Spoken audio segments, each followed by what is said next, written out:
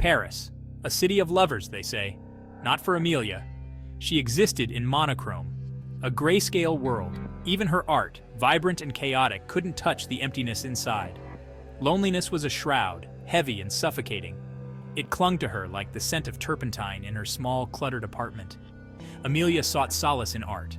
Her canvases, a riot of color, mocked the bleakness of her soul. They were windows to a world she longed to feel, to touch, to truly see.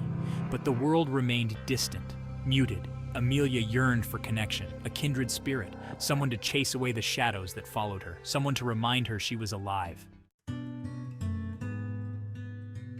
The full moon hung heavy in the Parisian sky, an ethereal orb casting long dancing shadows across the Tuileries garden. The air was thick with the scent of night-blooming jasmine, a sweet, heady perfume.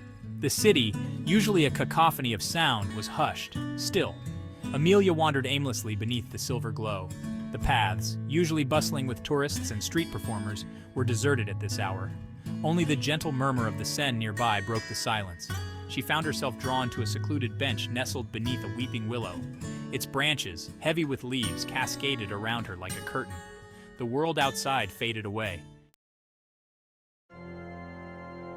He materialized from the shadows, as if he were a part of the night itself. His presence sent a shiver down Amelia's spine. She hadn't heard him approach. Yet, there he stood, a man shrouded in an aura of mystery. "The moon is quite beautiful tonight, isn't it?" His voice was low, a melodic rumble that seemed to resonate deep within her. Amelia looked up, startled. He was impossibly handsome. Sharp cheekbones, sculpted jaw, and eyes that held the wisdom of ages. But it was his gaze that captivated her, piercing, intense, as if he were peering into the depths of her soul. His eyes. Amelia couldn't tear her gaze away. They were unlike any she had ever seen. A deep, unsettling shade of green, like moss on ancient ruins. They seemed to hold a universe of secrets, a lifetime of stories. "You are an artist," he stated, his voice devoid of any inflection. It wasn't a question, it was a fact. Amelia felt a chill run down her spine. How could he know? She hadn't touched her art supplies all day. Yes, I am. Her voice sounded small, hesitant. He smiled then, a slow, predatory curve of his lips. It did nothing to ease her unease. If anything, it amplified it. "You feel it too, don't you?" he murmured, his gaze never leaving hers. Amelia's breath hitched. Feel what? The unspoken question hung heavy between them. The loneliness, the isolation. He seemed to understand her without words. It both terrified and exhilarated her, as if he had plucked the thoughts from her mind. "It's a heavy burden to carry," he continued, his voice barely a whisper. "Who are you?" Amelia finally managed to ask, her voice a mere tremor. He tilted his head, studying her with those unsettling eyes.